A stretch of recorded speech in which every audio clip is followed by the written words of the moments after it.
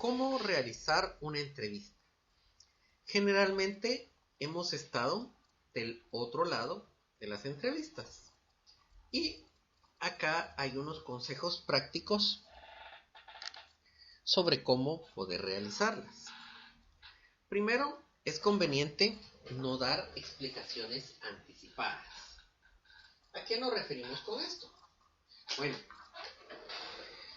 si nosotros estamos pidiendo a alguien ordenado que se quede tiempo después del trabajo, etcétera, y esto se lo indicamos al candidato, ¿qué va a suceder cuando el candidato oiga lo que estamos diciendo?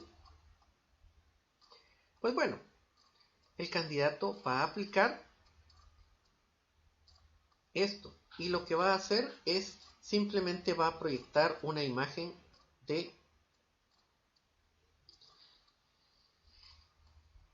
lo que él quiere o nosotros queremos. Entonces es algo que nosotros no queremos. Lo ideal es que nosotros hablemos un 40% y que a él le demos un 60% del tiempo para expresarse. Preguntas estándares que nos pueden servir. ¿Qué es lo que le atrae del puesto? Con esto vamos a tener una idea y nosotros acá hicimos una pregunta que estamos obligándolo a él a responder y a extenderse. No es solo respuestas sí o no, sino son respuestas que ameritan una respuesta larga. ¿Cuáles son los principales motivadores? Recordemos, nosotros deberíamos de hacer una evaluación DISC con el examen Cleaver o algo similar para poder conocer cuál es la personalidad del entrevistado y chequearlo y verificar si los motivadores coinciden con su personalidad, que en la mayoría de los casos así va a ser. Pero esta pregunta también es otra pregunta que va a dar tiempo y motivos al entrevistado para que se extienda. ¿Cuáles son sus puntos fuertes y cuáles son sus debilidades? Cuando hablamos de los puntos fuertes, es algo en lo cual las personas a veces los tienen muy fáciles de decir. Y cuando hablamos de las debilidades, a veces se quedan pensativos. Estas debilidades nos van a permitir a nosotros indagar y conocer más acerca de su personalidad. También algo muy importante que podemos preguntar puede ser ¿cuál es el mayor éxito y cuál ha sido las oportunidades de aprender? Nosotros andamos buscando a alguien que trabaje en equipo, porque el proyecto es trabajar en equipo. Alguien líder, alguien que puede apoyarnos y que puede servir, es alguien que va a decir, nosotros fuimos exitosos en tal cosa. Y ese mismo líder, cuando toque decir un punto de mejora o algo que fracasó anteriormente en la vida profesional, va a decir, definitivamente yo hice tal cosa y yo aprendí de esa lección a hacer tal y tal otra. ¿Vemos la diferencia?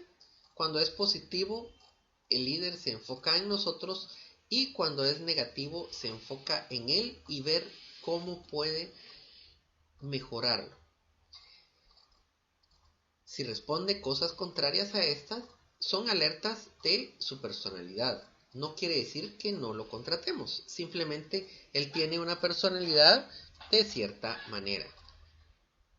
¿Con qué tipo de personas le gusta trabajar? Es una pregunta que también va a confirmar cuál es el tipo de personalidad en base al examen Cleaver. ¿Cuál ha sido el reto más grande de su carrera? La acabamos de discutir hace poco. Él debería de acá responder con nosotros. ¿Cuál ha sido el mayor éxito de su carrera? Es muy similar a la anterior. Sin embargo, cuando hablamos de reto, es un desafío. Esperamos que con los desafíos o con el éxito de la carrera, él se sienta se le iluminen los ojos y esté muy ansioso de responder estas preguntas. Si pudiera deshacer una decisión profesional, ¿cuál sería? Esa ya la abordamos también, pero estas preguntas, a como las estamos haciendo, son preguntas que invitan a la persona a que se extienda. No solo son sí o no solo son no. Son preguntas que deberíamos de hacer a todos, recordemos de eso, pero al mismo tiempo hacen que las personas se extiendan. Preguntas que pueden desviarse.